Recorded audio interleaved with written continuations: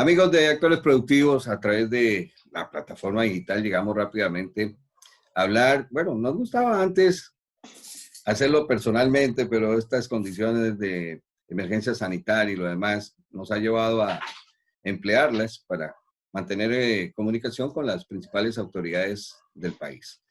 Usted está en estos momentos con los agricultores, hacemos la realidad, como decimos, del sector agropecuario con la noticia. Patricio Almeida es el director ejecutivo de la Agencia de Regulación y Control Fitosanitario. Casi nada, es el ente rector. Y lamentablemente, Patricio, pues vamos al grano.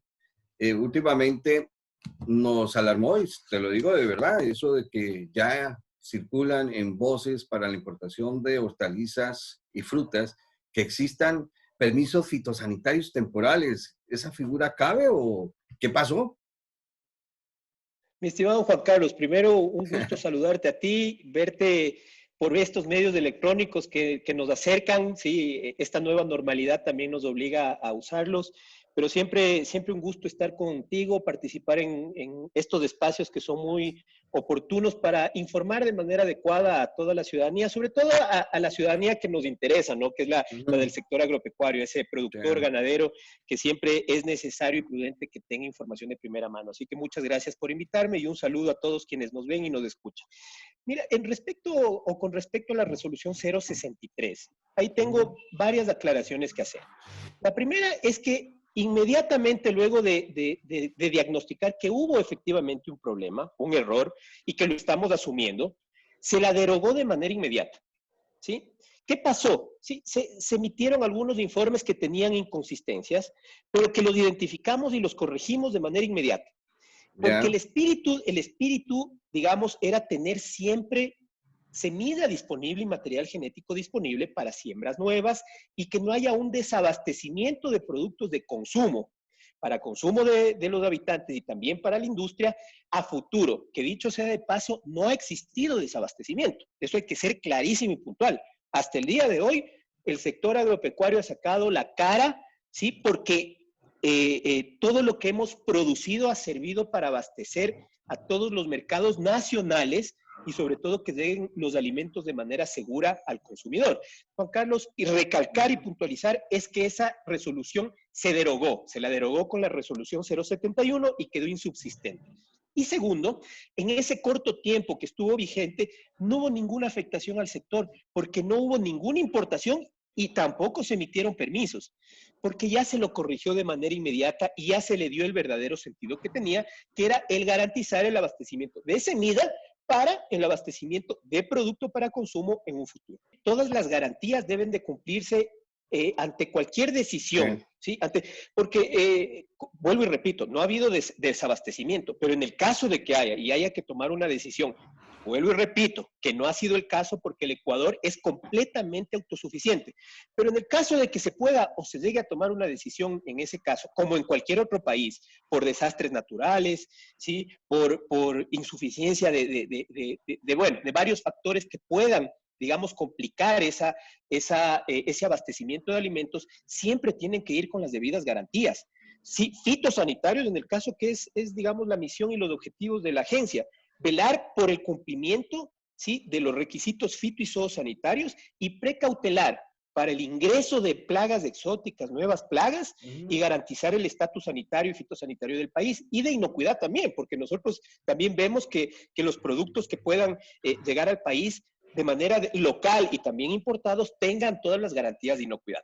Así que en ese sentido, en el supuesto que no es el caso, vuelvo y repito, se deben de cumplir ciertos requisitos y las motivaciones vienen, ¿sí? de varios lados, porque la agencia no ve temas comerciales, ¿sí? Ve temas fitosanitarios, técnicos, de inocuidad, de zoosanidad. Entonces, eso para aclarar, ¿no es cierto? Y mira, yo aquí quiero acotar, digamos, y ser muy enfático en esa resiliencia que ha demostrado el sector agropecuario por ser autosuficiente, ¿sí? Por ser, digamos, el motor de esa economía que se ha visto complicado en tiempos de crisis y que ha golpeado muchísimo. En primera instancia, pues siempre precautelando la vida de la gente, Ese ha sido, digamos, el eje fundamental de todas las medidas que ha tomado el gobierno nacional. Y la cartera de Estado del Ministerio de Agricultura, liderada por el ministro Lazo, pues también establecer todos los mecanismos para ¿Ya? garantizar que la producción continúe y que el abastecimiento continúe. En ese sentido, una acción inmediata que se tomó para que el productor que seguía haciendo sus faenas en el campo tenga el abastecimiento de insumos por un lado y también la movilización de productos hacia los diferentes mercados no se vea comprometida, se generaron estos corredores logísticos, sí, que fue un trabajo interinstitucional, interministerial, participó el Ministerio de Transportes, el Ministerio de Agricultura con las, digamos, las instituciones adscritas, también la Fuerza Pública, las Fuerzas Armadas, y se establecieron estos corredores logísticos, que como vuelvo y repito, garantizan hasta el momento esa movilización de insumos hacia el campo y a su vez de alimentos hacia las ciudades. Mira lo importante de esas decisiones que se tomaron. Vimos digamos, nos encontramos con algunos inconvenientes. Los gobiernos locales iban tomando ciertas decisiones, el por qué dejémosle a un lado, pero en algunos casos nos encontramos con vías cerradas. Entonces, y con conductores que tenían temor de ir a ciertos sitios donde la pandemia había golpeado duro. Yo le Entonces, cito una, vaya usted al Cantón Santa Lucía, solo por un lugar puede entrar. Está la entrada principal, me imagino que es una decisión del señor alcalde, colocaron tierra, no se puede ingresar, solo por el lado, por uno de los lados de ingreso, viniendo del norte, es diciendo, a ver, sería de Vince más o menos. Ese es un ejemplo. Bueno, pero es un ejemplo de volvamos los al punto. muchos. A ver, Patricio, no podemos negarnos a que necesitamos de producto peruano, de que necesitamos producto colombiano. Yo les cito el caso, por ejemplo, cuando escasean aquí las naranjas, ¿de dónde vienen? De Colombia. Cuando escasea, bueno, el limón, el limón, el ajo, la cebolla colorada. Hombre, ya hay lugares en el norte de Perú predestinados para el mercado colombiano. Y eso para el mercado colombiano y ecuatoriano, porque también somos de tránsito, ¿no? Una ruta de tránsito para llegar al vecino país también al norte. Entonces, lo que le quiero decir es, por más que pongas policía en toda la frontera, eso es imposible. Ya es un mercado que desde que haya un comprador, pues, y que paga, así sea un precio alto y reconoce la calidad, es imposible. Entonces, ante eso, lo que entiendo es que es preservar la seguridad fitosanitaria del país, no causar una obstrucción y ser más ágiles, ¿no? Porque a veces si uno quiere hacerlo legalmente, el trámite es súper engorroso, va a ser una importación y eso es lo que causa, ¿no? Este mercado que pues, está fuera de reglas, pero está. Juan Carlos, mira, nosotros siempre vamos a apuntar por la formalidad, ¿sí? Oh, De hecho, hay una experiencia muy buena y el fomento productivo y a través de esta política pública que ojalá la podamos abordar después de este tema, apunta a formalizar al sector agroproductivo, a la comercialización de productos, ¿sí? Mira el impacto que ha tenido el cierre de las fronteras por el impacto del COVID. ¿Sí? Se cerraron las fronteras y, por supuesto, el paso, digamos, informal de los productos se ha visto muy limitado. ¿Y qué ha generado eso? Que el producto local mejore en sus condiciones comerciales y hasta de precio. Ese fue un efecto inmediato. Entonces, sí, por supuesto, vemos que la formalización a la cual, como política pública, nosotros la queremos fortalecer, tiene un impacto directo con el precio que le llega al productor. Entonces, siempre vamos a ir en ese sentido apuntando a esa formalización, pero tampoco debemos desconocer que estamos en este mundo donde el tema comercial también tiene un impacto muy positivo de país a país. Mira, es como que nosotros exportamos banano, exportamos plátano a Colombia, por ejemplo. sí, ¿Sí? arroz. No le veo mucha lógica en decir, exportamos plátano a Colombia, pero no importemos nada de Colombia. No existen en estos momentos permisos temporales fitosanitarios para fruta y hortalizas, quedemos claro. No se dejen Está engañar. clarísimo. No se dejen engañar. Por favor, fuentes oficiales. Ya. No se deje engañar, eso está derogado y no hay la posibilidad y la acción de que se pueda hacerlo a través de esta resolución que está derogada. Usted estuvo por la zona de Machachi viendo esto de la buscar la inocuidad de alimentos, un producto de la necesidad como la leche, los quesos, los derivados lácteos. Pero voy al asunto que estamos próximos, si no estoy mal, en junio comenzamos la primera fase de vacunación contra la fiebre aftosa. Julio, la hemos Julio, movido un poquito, pero esos días no alteran el ya, cronograma. En julio va a iniciar. correcto. De eso, ¿qué quiere observar, Patricio? Las brigadas de vacunación están listas, el valor de la vacuna, todo está previsto para que nosotros sigamos con ese estatus libre de aftosa con vacunación y podamos exportar productos, carne y Por leche. supuesto, Juan Carlos. Ya. Mira, yo estuve el día de ayer haciendo un recorrido de los varios que hemos hecho durante la pandemia, en el sentido de que justamente veamos de que todo el sector agropecuario y ese motor que es importante para la economía siga funcionando y esté bien aceitadito, viendo que todas las cosas se desarrollen de la mejor manera. Si el sector agroproductivo no ha parado, porque no ha parado y sigue abasteciendo de alimentos, el Ministerio de Agricultura y las adscritas no pueden parar. De hecho, debemos digamos, de emprender una suerte mucho más, digamos, agresiva de apoyo a ese productor para facilitarle todos sus procesos de producción y de comercialización. Entonces, en ese sentido, ese enfoque que ha dado el Ministerio y sus adscritas ha sido clarísimo. El ministro nos ha dicho, salen a facilitarle la vida al productor, al agroexportador, porque en estos momentos del sector agrícola y pecuario es el que está manteniendo la economía y la dolarización. ¿Sí? En este momento de adversidad se han generado oportunidades para mucha gente. A cortar la intermediación. Cortar la intermediación. Mira el ejemplo hermoso que vimos ayer con una asociación de pequeñas productoras, de esa super mujer rural, ¿sí? De hortalizas. Con ese frío a las 5:30 de la mañana, hombre, yo he estado en esos páramos. Sí, sí.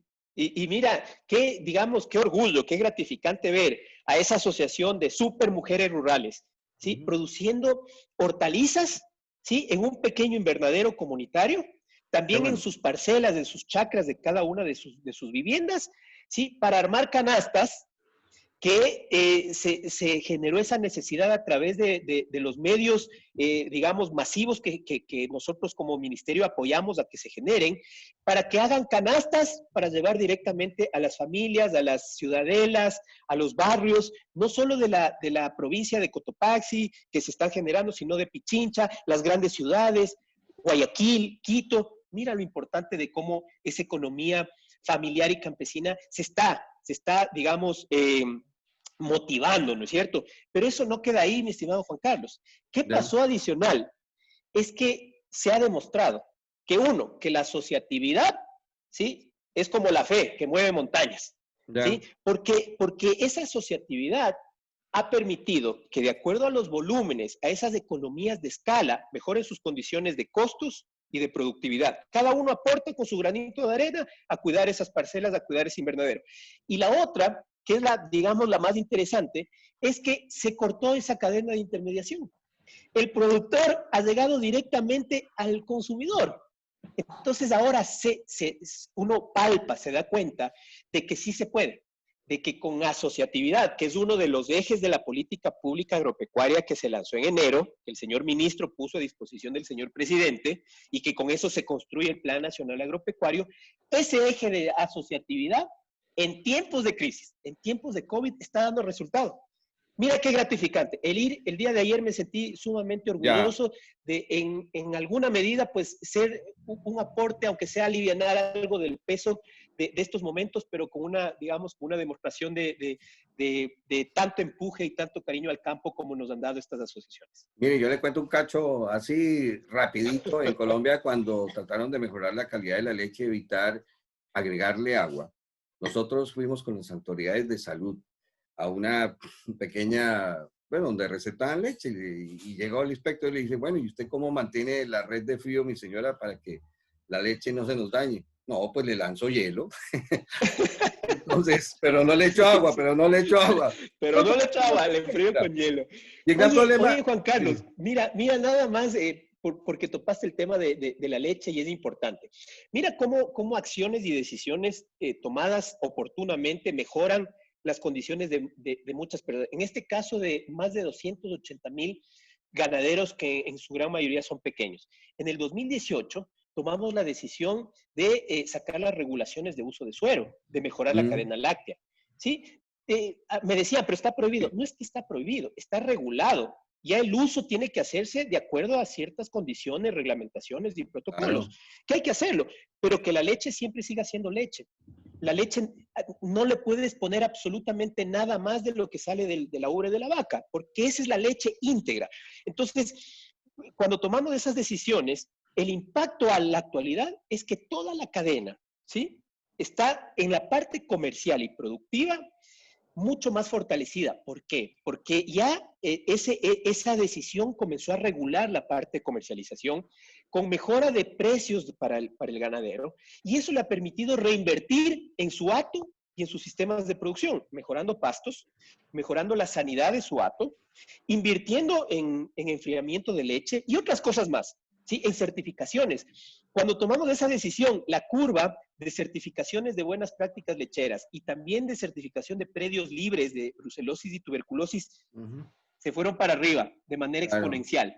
Mira esa experiencia tan bonita. Y por otro lado, en tiempos de crisis, mira lo que pasó, Juan Carlos. Hace 3 semanas, 4 semanas, salió el primer cargamento de helados de Salcedo Ah, hacia sí, Estados Unidos, sí, sí. hecho con 5,000 litros de leche de pequeños productores de Cotopaxi, con más de 5,000 kilos de frutas, de pulpas de frutas producidas en la zona localmente por pequeños productores. En tiempos de crisis, sí se puede. El sector agropecuario tiene esa resiliencia, tiene esa capacidad de, ante la adversidad, ¿sí?, pues salir adelante. Lo que hay que hacer, y la responsabilidad del ministerio y de la agencia, es darle todas esas facilidades, todo ese apoyo para que esa actividad se la desarrolle de la mejor manera y pueda cumplir, digamos, con todos estos preceptos y parámetros de comercialización segura. Bueno, eso es muy importante, que la cadena de intermediación sea la justa y que le dé valor al producto, que conserve su calidad, que ese es nuestro gran problema. Ay, ay, ay, si supiéramos las pérdidas post cosecha que tenemos en Ecuador, alimentaríamos a toda clase pobre del país que no lleva a su boca el alimento diario necesario. Bueno, no, ya cortemos ahí, pasemos a algo. ¿Es historia el Fusarium 4 en la No producción de es, banano? no es historia, hay que Pero, abordarlo con mucha responsabilidad a no y descuidarnos. como lo estamos haciendo. Mira, digamos, de hecho, todos los procesos de vigilancia de los técnicos haciendo y tomando muestras en el campo, precautelando que los riesgos a través del ingreso por puertos o aeropuertos de productos, pues no constituyan una amenaza para nuestra agricultura y sobre todo en este caso de Fusarium raza 4 para nuestro sector más importante de la economía agropecuaria del país, que es el banano, el plátano y otras mosáceas. Entonces, la amenaza está latente, pero el plan de contingencia está vigente y continúa vigente a pesar de la emergencia. Entonces, eso digamos, hay que puntualizarlo muy bien. El brote que hace, el año pasado pues, fue reportado en Colombia, los reportes que tenemos es que está confinado, de que se está haciendo un tratamiento, digamos, oportuno en ese sentido, y eso nos da cierta tranquilidad. Está. Entonces, lo que hay que hacer es actuar de manera oportuna. En ese sentido, Juan Carlos, cuando nosotros ingresamos de esta nueva administración y el ministro asumió, el ministro Lazo, la cartera de Estado, fue muy enfático y dijo, hay amenazas locales y hay amenazas internacionales de plagas y enfermedades que no están en el país y otras que sí están y están causando, digamos, algún tipo de problema, como la punta morada en papa, como la peste de palma, ¿sí? Como la peste porcina africana, que no está ni Ya. siquiera en el continente, y como el Fusarium raza 4. Entonces, la directriz muy puntual fue, hay que adelantarnos a los hechos, hay que Sí. prepararnos, hay que hacer los planes preventivos necesarios para mantener el mayor tiempo posible lejos de nuestras fronteras de estas plagas y enfermedades. Y es ahí donde nosotros comenzamos a implementar todos los planes y protocolos de contingencia y emergencia. Y adicional a eso, avisorando también que debemos de darle a nuestro producto un valor agregado, una oferta de valor diferente, fortalecer esas certificaciones que justamente se enfocan a resaltar ese valor de agricultura familiar y de economía familiar y campesina y de agricultura sostenible para vendernos así al mundo. Premium and sustainable, como fue el concepto que llevamos a la Feria de Berlín. Entonces, ahí fortalecimos las buenas prácticas agropecuarias y se hizo un lanzamiento como política pública agropecuaria en Cotopaxi de las buenas prácticas agropecuarias. Pero mira, te lo empaqueto para que veas cómo ha servido eso en la actualidad, en época de COVID. Esas decisiones, adelantarnos un poco a los hechos, las buenas prácticas tienen componentes muy, muy fuertes de protocolos de bioseguridad. Y nosotros hace 1 año y medio ya lo vimos y comenzamos a capacitarle al productor, al trabajador de campo, ¿sí? En implementación de medidas de bioseguridad. Bueno, cuando llegó el COVID, el productor ya sabía qué hacer. Ya sabía que tenía que tener su pediluvio y de hecho ya lo tenía en su finca o en su casa, la limpieza de manos con alcohol, de herramientas, de vestimenta. Lo preparamos, sí, pensando en un embate de plagas o enfermedades, pero eso ha servido también para que se prepare para el COVID. Tanto así que esos protocolos, mi estimado Juan Carlos, están siendo utilizados actualmente por otros sectores, porque fueron elevados en el COE nacional. Entonces, mira lo importante de prever ciertas cosas y de poner rápidamente a disposición con políticas claras del productor para garantizar que su producción no se vea comprometida. Y son circunstancias de mercado las que a veces no nos acompañan. Hoy el precio del banano, imagínense, la caja no se respetan los cupos. Bueno, pero eso, ¿qué podemos hacer? Son las circunstancias de la comercialización, pero no podemos dejar a un lado lo que usted dice, esos protocolos. Bien, entonces por Fusarium seguimos y en general de todas las enfermedades. Mi pregunta directa entonces sería, ¿contamos con los suficientes laboratorios de diagnóstico para decir, bueno, hay un caso de brote aftosa, pero puede ser que no sea aftosa, sino otra enfermedad y se pueda confundir? ¿Estamos bien en agrocalidad o no? Usted sí topa los puntos, como decimos, Pepa, mi estimado Juan Carlos, porque un país, una institución sanitaria sin capacidad analítica, pues la verdad está en la nebulosa. Creo que es peor que a tenerla así sin condiciones y capacidades analíticas y técnicas, a tenerla. Entonces, mira, de igual manera, para poder enfrentar esas amenazas que se nos venían, teníamos que fortalecer los laboratorios, por supuesto. Y en ese sentido, le metimos muchos recursos de talento humano, recursos de fortalecimiento en equipos, en diagnóstico. Tenemos 32 laboratorios actualmente oficiales de agrocalidad, ¿sí? Y tenemos los laboratorios de biología molecular, que son los que están en capacidad de hacer los confirmatorios para plagas o enfermedades de muchísimo riesgo, como Fusarium raza 4, peste porcina africana, ¿sí? La misma fiebre aftosa. Entonces, dijimos, esto debemos de abordarlo con esa seriedad y responsabilidad, así que, digamos, desde el primer día que nosotros asumimos la administración, fortalecimos los laboratorios, mejorando su capacidad analítica y certificándolos con la ISO 17025. ¿Sí? Porque un laboratorio certificado y acreditado es el que te da todo tipo de garantías.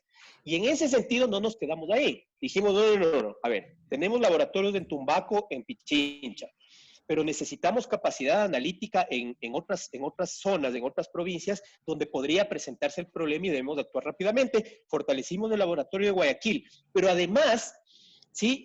Fortalecimos la red de laboratorios. Ahora, el CIBE, el SPOL, y el laboratorio y los laboratorios del INIAP están en capacidad de hacer análisis de Fusarium raza 4 y que esos resultados sean considerados como oficiales porque, digamos, homologamos los protocolos y los análisis, ¿no es cierto? Entonces, mira lo importante. En este momento el país es el país que mayor capacidad analítica tiene en la región para identificar Fusarium raza 4. Ah, qué bueno. ¿Y entonces no han tenido ustedes recorte presupuestario? Mira, nosotros ahí tenemos que hacer muchísima gestión. Ya. Mira, no siempre es cuestión de dinero, estimado Juan Carlos, porque si fuera por eso, te digo, mira, hace muchos años, cuánto se ha destinado para esos kits que al final del día, algunos kits, no quiero nombrar cuáles, pues no han mejorado las condiciones del productor, del pequeño Me habla de productor. los kits que les entregaron a los productores maiceros principalmente, ¿no? Por ¿O de qué supuesto, me habla? entonces hay que abordarlo, no digo que no sea Mm, necesario, ojo, lo que digo es que no siempre el tener dinero, el tener recursos resuelve un problema, sí. ¿sí? El crédito es exactamente igual, no porque tengas dinero disponible para el crédito es una solución, porque ese dinero a través de un crédito mal otorgado es más perjudicial que el mismo crédito, Lo dejan porque endeudado. se queda endeudado. Si es que le entregan el crédito en una época, digamos, inoportuna, ¿sí? De acuerdo a las condiciones de su cultivo, al ciclo biológico, a la estacionalidad, a la temporalidad, y a usted le entregan el dinero, la platita, ¿sí? Para comprar fertilizante, cuando no debía fertilizar, esa plata la botó y no va a tener los resultados esperados al final del día en la cosecha. Entonces, ¿qué pasó? Se endeudó y no generó lo que debía generar. A eso me refiero, que no necesariamente ese dinero, el tener plata disponible, te genera o te resuelve un problema, puede hasta agravarlo. Entonces, eh, en el caso de Agrocalidad, que es una institución de autogestión, hemos fortalecido, digamos, varias vías y varias maneras de financiar los planes y proyectos de la institución. ¿Cómo? Sí, con parte de financiamiento estatal, por supuesto, porque el gobierno ha visto que la necesidad que tiene el Ministerio de Agricultura tiene que ser cubierto con recursos fiscales. Y hay, digamos, recursos para actuar de manera inmediata en el caso, ojalá Dios no quiera, se tengan que aplicar los planes de emergencia o de contingencia al ingreso de alguna plaga. Existen esos recursos y se los puede, digamos, utilizar de manera oportuna si es que existiera la emergencia. Pero también hay otras fuentes de financiamiento, mi estimado Juan Carlos. Cooperación internacional, ¿sí? Ya. Y mejorar los servicios tal vez de actividades o servicios que la agencia no los puede dar de manera oportuna y tampoco con la calidad que se merece el sector agropecuario. Entonces, hay muchas maneras de mejorar el servicio y también de financiar los programas y proyectos que tiene el sector agropecuario. Mira lo que vamos a hacer con el programa sanitario avícola. Te voy a Ya. dar un ejemplo muy interesante. Mira, para poder exportar proteína, que es lo que en este país necesita, Pollo. en este momento necesita el país, exportar, agroexportaciones. Hemos visto una gran oportunidad en la cadena de proteína avícola, para poder exportar nuestra carne de pollo hacia mercados como las comunidades árabes, ¿sí? Con una certificación halal. En ese sentido, tenemos que primero resolver un problema sanitario. Tenemos que tener sitios libres de Newcastle, de una enfermedad que es una limitante para acceder a mercados. Entonces, ya estamos emprendiendo el programa de control y erradicación de Newcastle por compartimentación. ¿Sí? En ese momento, ya vamos a tener la posibilidad de acceder a mercados con nuestra carne de pollo, pero también hay que darle competitividad al sector, ¿sí? Para garantizar esa absorción local que está garantizada, ¿sí? Por estas cadenas, lo que se pretende es darle un incentivo de carácter tributario a estas empresas que van a exportar la carne de pollo para hacerle más competitivo y que puedan acceder a esos mercados con, digamos, o considerando esa competitividad necesaria para que pues puedan competir en el mercado con sus productos. Entonces, mira la estrategia, ¿no? Resolver los problemas sanitarios, garantizar la absorción local de insumos que se producen en el país y hacerle competitiva a una industria que necesita exportar. Bueno, ya para concluir, Patricio, ha sido un gusto y yo creo que nos han seguido a través de nuestras redes. Actores Productivos se congratula pues en tener informaciones como siempre positivas y ser realistas porque hay mucho que hacer. El maíz tiene muchos problemas y yo voy al asunto de los fitosanitarios. En eso cómo estamos en el control, porque a veces los agricultores, hombre, aplique esto, pero la realidad es otra ya en el campo y si no hay un control, ustedes trataron, por ejemplo, hace poco con el asunto de la importación de fertilizantes, si no estoy mal, de hacer una revisión previa, obtener una, y yo veo muy bien esa medida porque notamos nosotros, ¿cómo es que le dicen? Fertilizantes cohetes, los agricultores, unas úreas Sí. y demás, y yo lo he vivido, que los rendimientos se vienen abajo y lo demás, pero ese es el mercado y la realidad. Sobre este último punto, ¿qué observaciones, qué indicaciones haría a nuestros seguidores de actores productivos, Patricio? ¿Cómo trabaja la agencia Mira, para que... sí, cuando tomamos, digamos, la competencia del registro de fertilizantes, porque no Ujú. lo teníamos hace algunos años, también tomamos la decisión de que este registro y para la importación de fertilizantes se requiera un permiso que nos diga y que cuente, que nos cuente que cuenta, valga la redundancia, con todas las Se le garantías pegó. del caso, Ya, de calidad, ¿no es cierto? ya. Y claro, en algún momento hubo cierta preocupación de que eso podía interrumpir el comercio de fertilizantes y la importación de fertilizantes. No, yo- Pero luego cuando ya nos sentamos con toda la industria y conversamos y se entendió el verdadero sentido de por qué lo hacíamos, para formalizar, para garantizar que todas esas importaciones cumplan y que la competencia sea leal, no sea desleal, porque habían, lo que tú decías, importación de fertilizantes cohete. Sí, que no son importaciones, sino que no cumplían con todo, con ese carácter de legalidad y formalidad que se necesita. Entonces, mira, eso permitió que las empresas formales, las empresas que cumplen con todo, se vean fortalecidas, porque ahora el fertilizante tiene que llegar cumpliendo con ciertos parámetros, en ningún caso interrumpiendo ese flujo comercial, sino más bien agilizándolo y facilitándolo, porque ahora digamos, las solicitudes en línea, tiene que cumplir con algunos criterios técnicos muy elementales, entonces no hubo ningún problema. En el caso del maíz, yo creo que aquí, yo tengo una gorra que te la voy a enseñar, mira, A ver, mira Juan BPA, Carlos. buenas prácticas BPA, agrícolas. buenas prácticas agrícolas. Ujú. Esto es lo que le va a dar y le está dando un valor diferenciador al Sí, producto ecuatoriano. Porque indudable. primero, son buenas prácticas públicas gratuitas, punto uno. Segundo, están homologadas con los estándares internacionales más reconocidos y aceptados en el mundo. Y te pongo uno, Global Gap. Ya. ¿Sí? Y estamos a un poquitito, a una póliza, porque es una póliza lo que digamos, de esa brecha que nos tiene para hacerle equivalente estas buenas prácticas agropecuarias con Global Gap y que ya lo estamos resolviendo, es un tema administrativo. ¿Qué quiere decir eso? Que nuestras BPAs van a tener el mismo valor y la misma validez en el mundo que las Global Gap. Imagínate, pero con algo así como nos gusta a todos, gratuitas. Gratuitas, mi estimado Juan Carlos. ¿Y qué quiere decir estas BPAs? Porque a veces un poco asusta, buenas prácticas agropecuarias y tal vez Bueno, el productor, agropecuaria. el más pequeñito, que a veces no le llega la información oportunamente y que queremos que esto así sea, dice, tengo que invertir, no tengo dinero para hacerlo. No. A ver, ahí tenemos productores de media hectárea de cacao que se han certificado con buenas prácticas. ¿Cómo lo han hecho? Porque ha sido una certificación, digamos, grupal. Se han asociado con sus vecinos que también producen cacao y se han certificado de manera grupal. Y eso les ha permitido, pues, manejar muy bien su estructura de costos, ¿sí? Y hacer, digamos, una implementación asociativa y grupal. Y no requiere de grandes inversiones, Juan Carlos.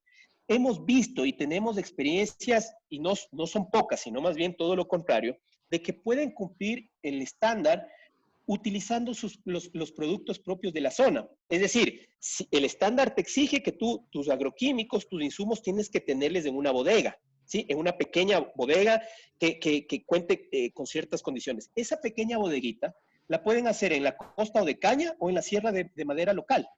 Sí, no es que se necesita hacerlo de cemento, piso de concreto. No.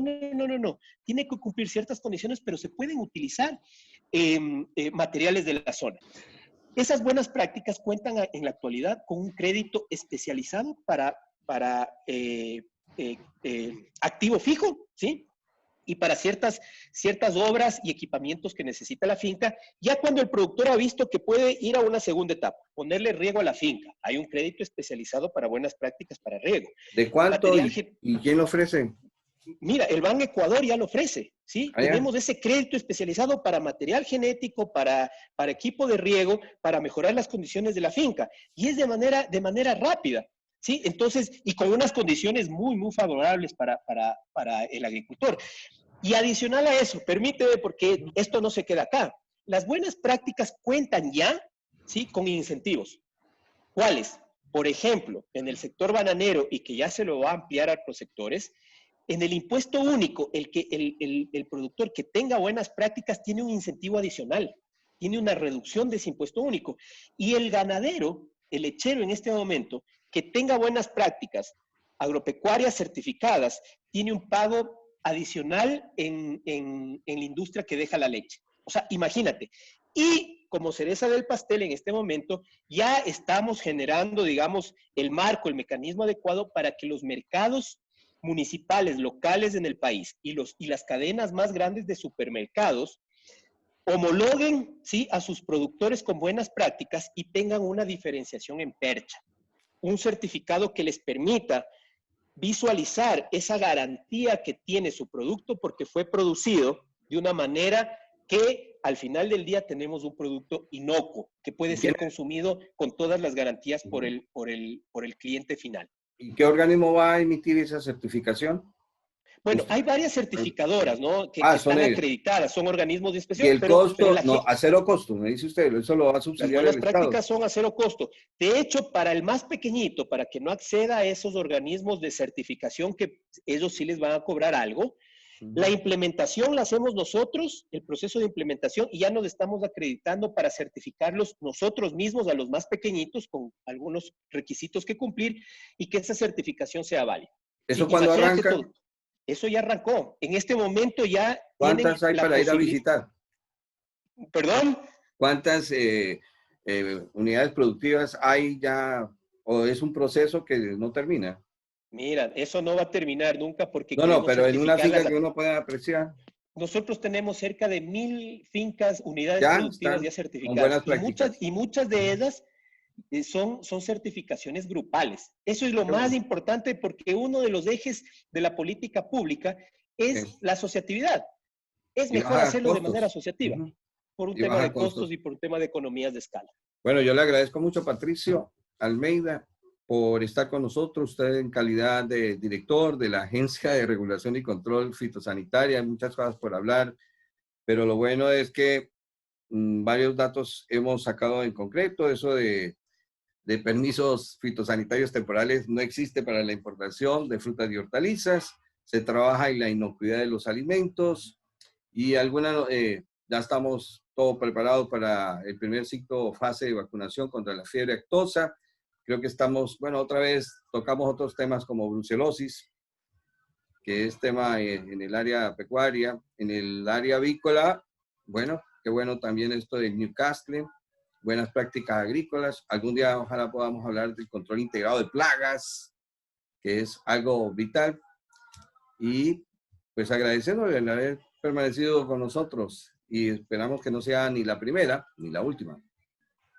Por supuesto. Muchas gracias a ti, Juan Carlos. Siempre es un gusto conversar contigo. Cada vez que nos vemos, pues nos tomamos unos minutos para conversar de todo un poco, sobre todo vinculado al sector agrícola y pecuario, ¿no? Y es, digamos, es muy interesante el poder conversar siempre con gente que conoce y que siempre está, digamos, de una u otra manera aportando al sector. Así que más bien yo me siento muy honrado y muy agradecido porque me hayas invitado y poder exponer un poquito de lo que estamos haciendo y dar ese mensaje sobre todo de solidaridad en estos momentos difíciles, pero también de optimismo porque tenemos en el país, contamos con un sector agropecuario resiliente que nos ha demostrado muchísimas cosas, sobre todo que en la adversidad sí se puede y se lo puede hacer bien. Así que muchas gracias nuevamente, Juan Carlos. No, y este que sea un canal directo entre sus usuarios, ¿no? De agrocalidad, que somos todos, los consumidores, los productores, para evitar tergiversaciones y estos ámbitos que nos ponen a veces en discusión, en mayor alarma, como la que estamos viviendo, ¿no? Entonces, canal abierto de ahora en adelante, con agrocalidad, ¿le parece? Me parece. Y siempre infórmense por medios oficiales. Sí. Tenemos líneas gratuitas, tenemos los medios que ahora electrónicos son parte de la nueva normalidad, ¿sí? Correo electrónico, línea gratuita, redes sociales. Bueno, tenemos todas las opciones para estar bien informados y alejarnos, dejar ya a un lado esa desinformación que tanto daño nos está haciendo.